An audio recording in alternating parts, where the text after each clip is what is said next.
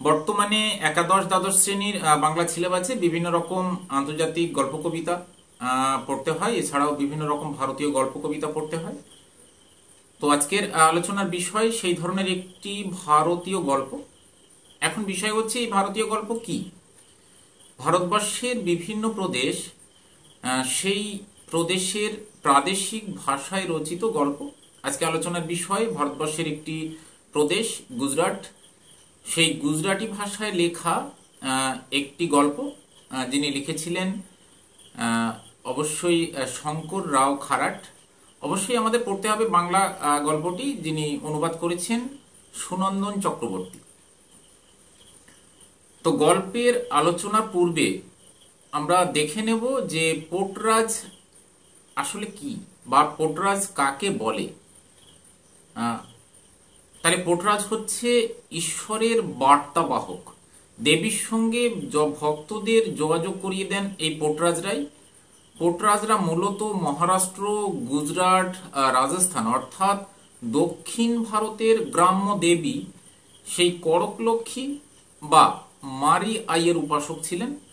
দেবীকে সন্তুষ্ট করতে ছাগল, মোরগ বলি দেওয়ার কাজও এরা করতেন। এরা মাথায় কিন্তু লম্বা চুল রাখতেন এবং খোপাও বাঁধতেন।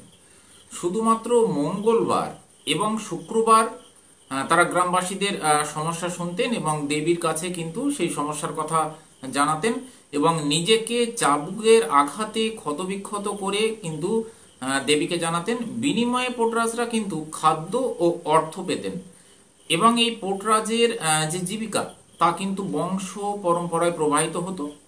সেই ধরনের একটি পোর্টরাজ অর্থাৎ দামার কথা কিন্তু আমরা গল্পে পাবো।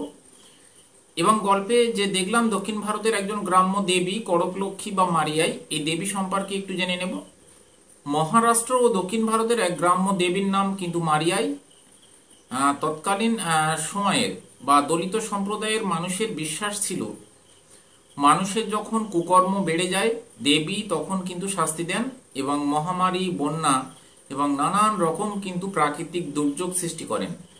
এমনকি দেবীর এই ক্রোধ থেকে বাঁচতে দেবী মূর্তিকেই কিন্তু গ্রামের বাইরে রেখে আসার প্রথাও ছিল। তাহলে আমরা গল্পের মধ্যে কি কি বিষয় দেখব? গল্পের মধ্যে আমরা দেখব সামাজিক অন্ধ সংস্কারচ্ছন্নতা এবং দলিত জীবনের অসহায়তাও দেখানো হয়েছে এবং একেবারে শেষে গল্পে দেখানো হয়েছে বিজ্ঞান মনস্কতার জয়। সুতরাং গল্পের আলোচনা প্রথম থেকে শেষ অবধি মনোযোগ দিয়ে শোনো, তাহলে বুঝতে পারবে। তার আগে বলি, যারা চ্যানেলে নতুন আছো তারা চ্যানেলটি সাবস্ক্রাইব করে পাশে থাকা বেল আইকন প্রেস করে রাখো, কারণ দ্বাদশ শ্রেণীর প্রায় প্রত্যেকটি আলোচনা আমি কিন্তু ইতিপূর্বে করেছি এবং প্রত্যেকটি পর্বের একটি মূল আলোচনা এবং সেই পর্বের প্রশ্নপত্র প্রত্যেকটি কিন্তু আজকের এই ভিডিও ডেসক্রিপশন বক্সে পেয়ে যাবে। সুতরাং চলে আসছি গল্পের মূল আলোচনায়। গল্পের নাম পোর্টরাজ, লেখক হলেন মারাঠি লেখক শঙ্কর রাও খারাট, অনুবাদ করেছেন সুনন্দন চক্রবর্তী। গল্পের প্রথমেই দেখা যাচ্ছে গ্রামের পোর্টরাজ, দামার বাড়ির আবহ থমথমে। হ্যাঁ, সেই সময় প্রত্যেকটি গ্রামের কিন্তু একজন করে পোর্টরাজ থাকতো। এই পোর্টরাজরাই, আগেই বলেছি, এই পোর্টরাজরাই মানুষের সুখ দুঃখের কথা দেবীর কাছে গিয়ে জানাতেন। অবশ্যই মঙ্গলবার এবং শুক্রবারে সমস্ত জায়গা থেকেই লোকেরা হাঁটুর উপর মাথা রেখে বসে আছেন, অর্থাৎ প্রত্যেকেই কিন্তু গ্রামের দামা পোর্টরাজের বাড়িতে এসে হাজির হয়েছে এবং দামার বউয়ের চোখে জল থেকে থেকে আঁচল দিয়ে কিন্তু জল মুছছে। সকলেই দামার স্ত্রীকে জানতে চাইছে যে পোর্টরাজ কেমন আছে, অর্থাৎ গ্রামের প্রত্যেকটি বাড়িতে অন্তত একজন করে অসুস্থ হয়ে গেছে। সকলেই মনে করছেন দেবীর অভিশাপ বা দেবীর কোপ। আসলে যেটা হয়েছে সেটা হচ্ছে বমি এবং পায়খানা, যেটা আমরা কলেরা হিসাবে জানি। কিন্তু গ্রাম্য লোকজন, দলিত সম্প্রদায়ের বিশ্বাস, জীবনের বিশ্বাস যে দেবীর কোপ, দেবী মারিয়া এর কোপ, অর্থাৎ কোন রকম বোঝায় অনাচার সৃষ্টি হয়েছে গ্রামে। সেজন্য প্রত্যেক বাড়িতেই কিন্তু একজন করে অন্তত অসুস্থ হয়ে আছে এবং সবাই কিন্তু বিছানায় পড়ে আছে এবং সকলেই এসে কিন্তু দামার কাছে জানতে চাইছে। সকলেই দামার বাড়ির সামনে এসে হাজির হয়েছে, কারণ দামাই কিন্তু গ্রামের পোর্টরাজ এবং দামার স্ত্রী দুর্পদ সবাইকে জানাচ্ছেন যে শুধু প্রাণটুকু আছে বাবা। কিন্তু সকলের আশ্বাস যে দামা সুস্থ হয়ে যাবেন, কারণ দামা তো দেবীর উপাসক, দেবীর ভক্ত। সুতরাং সবাই আশ্বাস দিলেও কিন্তু দামার স্ত্রী সেটা মেনে নিতে পারছেন না, এবং সকলেই বলতে থাকছেন যে যার যাবার সময় হবে সে কিন্তু অবশ্যই যাবে, এবং যার যাবার সময় হয়নি সে কিন্তু শত অসুখেও কিন্তু সে যাবে না। সুতরাং দামার স্ত্রী দুর্পদও এই মতে বিশ্বাস করেন। যখন এই গ্রামবাসীদের সঙ্গে দামা স্ত্রী দুর্পদের কথোপকথন হচ্ছে, তখন দেখা গেল বাড়ির সামনে নিম গাছে একটি কাক ডেকে উঠেছে। সেই গ্রাম্য সংস্কার, বাড়ির সামনে নিম গাছ, গ্রাম্য সংস্কার অনুযায়ী বা বিশেষ রীতি অনুযায়ী বলা হয় শুভ, কিন্তু সেই নিম গাছে একটি কাক ডেকে উঠেছে। কাকের ডাককে গ্রাম্য সংস্কার অনুযায়ী অশুভ বলা হয়, এবং দামার স্ত্রী দুর্পদ মনে করছেন এই কাকের ডাক তার জন্য অশুভ বার্তা বয়ে আনছে। দামাকে বোধহয় ডাকতেই সে এসছে, সুতরাং কাককে বিভিন্ন রকম গালিগালাজ করলেন। দামার বড় ছেলে আনন্দ কিন্তু এই কাককে কিন্তু তাড়িয়েও দিলেন। এবং সময়টা একটু মনে করিয়ে দিই, সময়টা কিন্তু আষাঢ় মাস, মেঘে ঢাকা, ঝিরঝির করে বৃষ্টি হচ্ছে, মাটি আঠালো, গাছের পাতা নড়ছে না, একটি প্রাকৃতিক গুমোট কিন্তু দেখানো হয়েছে। এই প্রাকৃতিক গুমোট, এই গল্পের গুমোট পরিবেশ সৃষ্টি করতে কিন্তু প্রচুর অর্থে সাহায্য করেছে। অর্থাৎ বাইরে যেমন গুমোট পরিবেশ, সেই বর্ষার আগমন, সেই আগমনে কিন্তু মানুষের গ্রাম্য পরিবেশে কিন্তু কলেরা সৃষ্টি হয়েছে, কিন্তু গ্রাম্য মানুষ বা দলিত সমাজ বা দলিত সম্প্রদায় বা মানুষের বিশ্বাস বা মানুষের অন্ধবিশ্বাস বা কুসংস্কারই বলতে পারি, প্রত্যেকটা মানুষ কিন্তু মনে করছেন যে দেবীর অভিশাপ, দেবী মারিয়াইয়ের অভিশাপ, সেই জন্য বোধহয় গ্রামে প্রত্যেকটি বাড়িতে একজন অন্তত অসুস্থ হয়ে পড়েছে, এবং কেউ কেউ মৃত্যুশয্যায়। প্রত্যেকের বাড়িতেই কিন্তু একই রকম দুঃখের রোল, কিন্তু সবাই কিন্তু জানতে এসছে দামার বাড়িতে, কারণ দামাই কিন্তু গ্রামের পোটরাজ। সেই জন্য দামার বাড়িতে ভিড়, এবং দামার বাড়ির আবহ কিন্তু থমথমে। হঠাৎ এই সময় দেখা গেল একটি কুকুরের চিৎকার। কুকুরের চিৎকার কিন্তু গ্রাম্য সমাজ, সংসার, বাস্তবে কিন্তু ধরে নেওয়া হয় একটি অশুভ দিক। সেই জন্য কুকুরের চিৎকারও কিন্তু দামার স্ত্রী দুর্পদ কিন্তু অশুভ মনে করছেন। এমন সময় দামার বাড়িতে বসে থাকা বঞ্চলাবাই, সে কিন্তু দামার স্ত্রী দুর্পদকে জিজ্ঞাসা করছেন দেবী মারিয়াইয়ের যাত্রায় সে গিয়েছিল কিনা। দেবীর মারিয়াই যাত্রা আমরা বিভিন্ন দেবতার দেখেছি নগর ভ্রমণ, নগর কীর্তন, দেব মূর্তি বা দেবী মূর্তি সামনে বহন করে নিয়ে যান, পিছনে তার ভক্তগণ থাকেন এবং নাম গান করতে করতে কিন্তু নগর পরিভ্রমণ করেন। এবং সেই যাত্রায় এবং দেবীকে নিয়ে এই যে যাত্রা, সেই যাত্রায় দুর্পদ গিয়েছিল কিনা যেটা জানতে চাইছেন গ্রামের উপস্থিত বঞ্চলাবাই। কিন্তু দুর্পদ জানালেন যেতে ভুলি কি করে, কারণ ক্রোধ তেনার কল্পনার বাইরে। কারণ দুর্পদ জানেন যদি দেবীকে তিনি সন্তুষ্ট করতে না পারেন, তার কোপ কিন্তু তার পরিবার এবং সমাজের উপর এসে পড়বেন, এবং বিশেষ করে তিনি গ্রামের দামা পোটরাজের স্ত্রী। দুর্পদ কি করছেন? দুর্পদ সেই ছোটবেলা থেকেই কিন্তু মারিয়াইয়ের নামে মঙ্গলবার এবং শুক্রবার উপোস করেছেন, এবং বিয়ের পরেও তার স্বামী পুত্রদের কল্যাণেও কিন্তু তিনি বা সংসারের কল্যাণের জন্যও কিন্তু তিনি মঙ্গলবার এবং শুক্রবার উপোস করে আসছেন। এবং বছরে বছরে যে মারিয়াইয়ের যে যাত্রা বের হয়, প্রত্যেক বছরে কিন্তু সেই যাত্রায় তিনি সামিল ছিলেন। এছাড়া দেবীকে দুধ এবং দইয়ে কিন্তু স্নান করিয়েছেন, সবুজ শাড়ি পরিয়েছেন, কপালে হলুদ কুমকুমও দিয়েছেন, কুমকুম মানে সিঁদুর, এবং ভোগও দিয়েছেন। প্রতি আষাঢ় মাসের প্রথম অমাবস্যায় ভিজে কাপড়ে কিন্তু গড়ান দিয়েছেন। এই ভিজে কাপড়ে গড়ান দেওয়া কি একটি গ্রাম্য সংস্কার, একটি রীতি। তারা একটি কঠিন পদ্ধতির মাধ্যমে দেবীর কাছে তাদের মনস্কামনা জানান, এবং একটি পুকুরে স্নান করে পুকুর থেকে সেই দেবী মূর্তি পর্যন্ত সেই ভিজে কাপড়ে দুই হাতে দুই শক্ত খোলা বা ভাঙা মাটির টুকরো বা কাঠ নিয়ে কিন্তু অর্ধবৃত্তকার নিজে শুয়ে পড়েন এবং অর্ধবৃত্তকার করে সেই দাগ দিতে থাকেন। এবং মঙ্গল কামনায় দেখা যায় তার পিঠের উপরে কিন্তু বিভিন্ন বাচ্চা ও বসিয়ে দেওয়া হয়।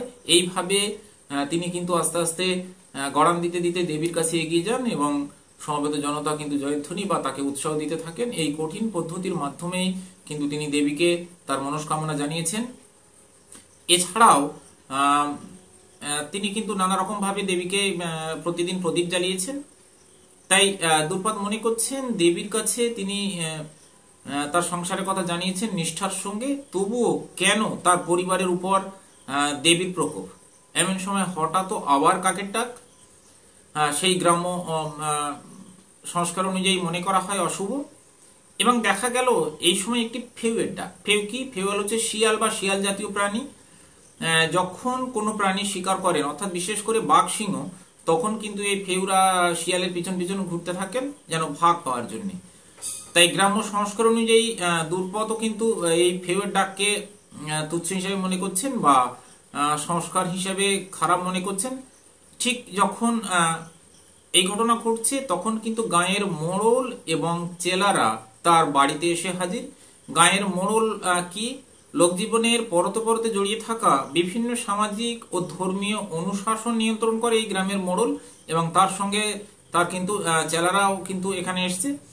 এবং বঞ্চলাবাই এবং পোটরাজকে জানালেন যে গ্রামের মোড়ল এবং তার চেলারা কিন্তু এখানে এসে হাজির হয়েছে। কিন্তু গ্রামের পোটরাজ সে কিন্তু নিজে অসুস্থ হয়ে আছে, সে কিন্তু কলেরা রোগে আক্রান্ত, যা দেবীর প্রকোপ বলে যেটা মনে করা হচ্ছে। দুর্পদ কিন্তু তার দরজায় গিয়ে সেই মোড়লকে কিন্তু প্রণাম জানায়, এবং মোড়ল এসে কিন্তু জানতে চায় দুর্পদের অবস্থা, এবং দুর্পদ যে কলেরায় আক্রান্ত এবং বমি এবং পায়খানায় যে আক্রান্ত, বিছানা সজ্জা, সে 3 দিন কিন্তু বাইরে বেরোতে পারেনি, সেটা মোড়লকে এসে জানায়। এবং মোড়ল কিন্তু বললেন মা নিজের ভক্তকেই হেনেছে। তখন কিন্তু মোড়লের সিদ্ধান্ত অনুযায়ী, আগেই বলেছি, এই মারিয়াইয়ের প্রকোপ হলে একটি প্রথা আছে, গ্রামের সীমানার বাইরে বা গ্রাম্য সীমানার বাইরে কিন্তু এই পোটরাজরা কি করেন, এই দেবী মূর্তিকে রেখে আছেন। কিন্তু গ্রামের পোটরাজ যেখানে অসুস্থ, সুতরাং এই দেবী মূর্তিকে কি করে গ্রামের বাইরে রেখে আসা যায়, সেই সিদ্ধান্তে উপনীত হওয়ার জন্য সে এখানে এসে হাজির হয়েছেন। এবার দেখা গেল গাঁয়ের পোটরাজের বাড়িতে, অর্থাৎ দামার বাড়িতে গাঁয়ের বয়স্ক ব্যক্তিরা হাজির হয়েছেন। তারাও কিন্তু নিজেদের মধ্যে আলোচনা শুরু করেছেন যে কি করে এই মায়ের প্রকোপ বা দেবী মারিয়াইয়ের প্রকোপ থেকে এই গ্রামবাসীদের উদ্ধার করানো যায় বা গ্রামবাসীদের উদ্ধার করা যায়। তারা নিজেদের মধ্যে আলোচনা করছেন। কেউ কেউ বলছেন দামার পুত্র আনন্দকে পোটরাজ সাজালে হয়, কিন্তু আবার তার মধ্যে প্রতিক্রিয়া দেখা গেল যে পোটরাজ হতে গেলে তো মানত করা লাগে। হ্যাঁ, দামার ক্ষেত্রেও তাই হয়েছিল। দামার পিতামাতা দামার জন্মের আগে দেবী মারিয়াইয়ের কাছে মানত করেছিল, যদি তাদের পুত্র সন্তান হয় তাহলে তাদের পুত্র সন্তানকে দেবীর সেবায় নিয়োজিত করবে, অর্থাৎ পোটরাজ করবে। এবং সেই কথা মতো দামাকে পোটরাজ করা হয়েছে। এবার দামার ছেলে আনন্দর এরকম বিশেষ কোনো মানত করা নেই, তাকে কি করে পোটরাজ বানানো যায় সেটা নিয়েও আলোচনা হচ্ছে। তাছাড়া কেউ কেউ বলছেন এত অল্প বয়স্ক একটি ছেলে, তাকে যদি দামা পোটরাজ বানানো হয় তাহলে মানবে কেন?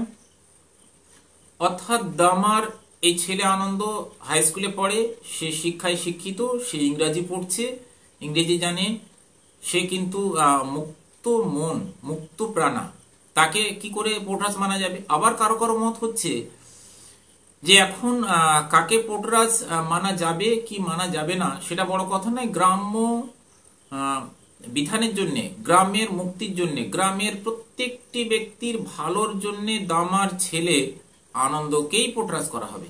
কারণ পোটরাজ এই পেশাটি কিন্তু, এই জীবিকাটি কিন্তু বংশ পরম্পরায় প্রবাহিত হতো।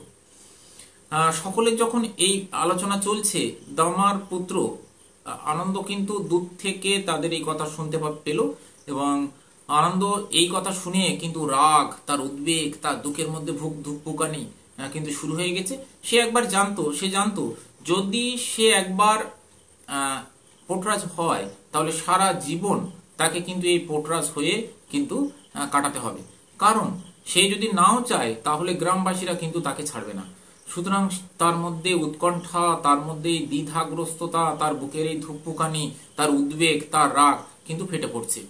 দুর্পদকে যখন গ্রামের লোকজন বা মোড়ল বা তার লোকজন এসে বলে, দুর্পদ কিন্তু বলে যে তার ছেলে স্কুলে পড়ে, ইংরেজি শিখছে, অর্থাৎ সে কিন্তু প্রতিবাদ জানিয়েছে। কারণ দুর্পদ চায় না তার ছেলে কিন্তু পোর্টরাজ হোক, সে কিন্তু চায়নি, সে মন থেকে কিন্তু চায়নি। কিন্তু মোড়লের সঙ্গে আসা লোক একেবারে হুমকির সুরে বলেছে, ওকে পোর্টরাজের পোশাক পরিয়ে পাঠাচ্ছিস, হ্যাঁ কি না বল। অর্থাৎ একরকম হুমকি, অর্থাৎ অবহেলিত সেই দলিত সম্প্রদায়ের মহিলাকে অবজ্ঞা। এখানে সামাজিক অনুশাসন এমনই নিষ্ঠুর যে ব্যক্তি মর্যাদার চেয়ে সামাজিক মর্যাদা বা সামাজিক সংস্কার কিন্তু অনেক বড়। এখানে গ্রামের মোড়লই হচ্ছে শেষ কথা। গ্রামের মোড়ল এবং তার চেলারা যদি সিদ্ধান্ত নেয় যে দামার পুত্র পোর্টরাজই হবে, সুতরাং কারো কিন্তু কিছু করার থাকবে না। এখানে মোড়ল সরাসরি জানতে চায় তার পুত্রকে পাঠানো হচ্ছে কিনা। মোড়ল কিন্তু এই কথা জানতে চেয়ে কিন্তু চলে যায়। এবার দামার অসহায়তা কিন্তু এখানে গল্পে দেখানো হয়েছে। দামা এখানে একদিকে নিজে অসুস্থ হয়ে গেছে, তার শারীরিক সক্ষমতা নেই বললেই চলে, তার স্ত্রীর অবজ্ঞা হচ্ছে, তার পুত্রকে পোর্টরাজ বানানো হবে, এই সংসারের এই পরিণতি সে কিন্তু শুধু চেয়ে চেয়ে দেখা ছাড়া কিন্তু আর কিন্তু কিছু করার থাকলো না। এবার দামা করার থাকলো না। এবার সেদিন কিন্তু গভীর রাত্রে দামার পুত্র অর্থাৎ দামার বড় ছেলে আনন্দ কিন্তু ঘর থেকে পালিয়ে চলে যায়। সে মা ডাককে উপেক্ষা করে পালিয়ে চলে যায়। কিন্তু দামা বড় ছেলে আনন্দ সে বুঝতে পেরেছে তার বাবা অসহায় এবং তার মার বিষণ্ণতা সে কিন্তু বুঝতে পেরেছে। তাই কাউকে কিছু না জানিয়ে সেদিন কিন্তু বাড়ি থেকে পালিয়ে গিয়েছে গভীর রাতে। এবং সে কিন্তু যখন বাড়ি ফিরেছে, সে কিন্তু গভীর রাতে বাড়ি ফিরেছে এবং সকালে দেখা গেল সূর্য উঠলে সে কিন্তু তার পাশের নদী থেকে কিন্তু স্নান সেরে এসছে। আনন্দ গভীর রাতে বাড়ি থেকে পালিয়ে গিয়ে দেবীকে নতুন বস্ত্র পরিধান করিয়ে দেবীকে কিন্তু নিজের সীমানার গ্রাম্য সীমানার বাইরে গিয়ে রেখে এসছে। এখানে আনন্দ একটি সামাজিক সংস্কারকে বিসর্জন দিয়েছে। এই কাজটি করার জন্য তাকে অনেক মানসিক টানাপোড়েন কিন্তু সহ্য করতে হয়েছে। এই দোটানা থেকে নিজেকে মুক্ত করার জন্য সে সকালে উঠেই কিন্তু নদীতে স্নান করতে এসছে এবং স্নান করে মনের সমস্ত মলিনতা, মনের সমস্ত দ্বিধাগ্রস্তা, মনের সমস্ত টানাপোড়েন তিনি কিন্তু নদীর জলে বিসর্জন দিয়ে এসে কিন্তু বাড়িতে হাজির হয়েছে। এবং সকালে দেখা গেল সারা গাঁ ভেঙে পড়েছে। সেই গ্রাম্য সীমানার বাইরে যেখানে দেবী মারিয়াইকে রেখে আসা হয়েছে সেখানে সমস্ত গ্রামবাসীরা গিয়ে হাজির হয়েছে এবং গ্রামবাসীদের ধারণা দেবী তার ভক্ত দামার উপরে প্রসন্ন হয়েই নিজে নিজেই গ্রাম্য সীমানার বাইরে গিয়ে কিন্তু আসন নিয়েছেন।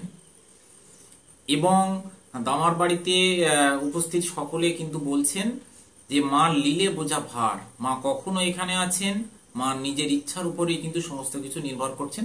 কারণ দলিত জীবনের সংস্কার, দলিত জীবনের অন্ধবিশ্বাস এই গল্পে বারবারই ঘুরে ফিরে এসছে। এবং দামাও দেখা গেল অনেকটা সুস্থ বোধ করছেন। দামাও শুনেছেন যে গ্রাম্য সীমানার বাইরে দেবীকে বসানো হয়েছে বা দেবী নিজে নিজেই সেখানে গিয়ে বসেছেন এবং দামা কিন্তু অনেকটাই সুস্থ বোধ করছেন এবং জল ও পায়েস কিন্তু খেয়েছেন। দুর্পদ দেবীকে প্রণাম জানিয়েছেন কারণ তার স্বামী সুস্থ হয়ে উঠছেন এবং একদিকে স্বামীর আরোগ্য লাভ, অন্যদিকে সন্তানের এই পোর্টরাজ না হওয়া, এই দুই ঘটনা তার মনের মধ্যে শান্তি এসেছে। তাই জনতা দেখা গেল, জনতা সমবেত জনতা এবং দেবী মারিয়াইয়ের নামে জয়ধ্বনি দিচ্ছে এবং সঙ্গে সঙ্গে দামার নামেও জয়ধ্বনি দিচ্ছে।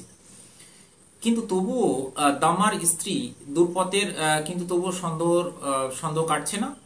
কারণ দুর্পতের বিশ্বাস কিন্তু এখানে দেখানো হয়েছে, দুর্পদ কিন্তু দ্বিধাগ্রস্ত আছেন।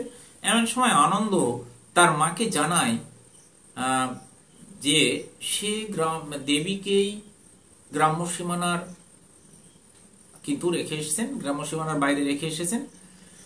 এবং দুর্পদ চাইছিল সে সংস্কারের বেড়াজাল ভাঙতে, কিন্তু পারেনি। কিন্তু তার ছেলে এই বেড়াজাল ভেঙে কিন্তু বেরিয়ে এসছে, সংস্কার মুক্ত মন নিয়ে বেরিয়ে এসছে। তাই মা হয়ে পুত্রকে তার মাথার দিব্যি দিয়ে তাকে জানিয়েছে যেন এই কথাটি সে কাউকে না জানায়। তাহলে একদিকে দেখা গেল প্রথাকে আঘাত করা, অন্যদিকে মায়ের ইচ্ছার বাস্তবায়ন, এই দুইয়ের মিলিত প্রক্রিয়াতে আনন্দ কিন্তু হেসেছে। তাহলে আমরা কি দেখতে পেলাম এখানে?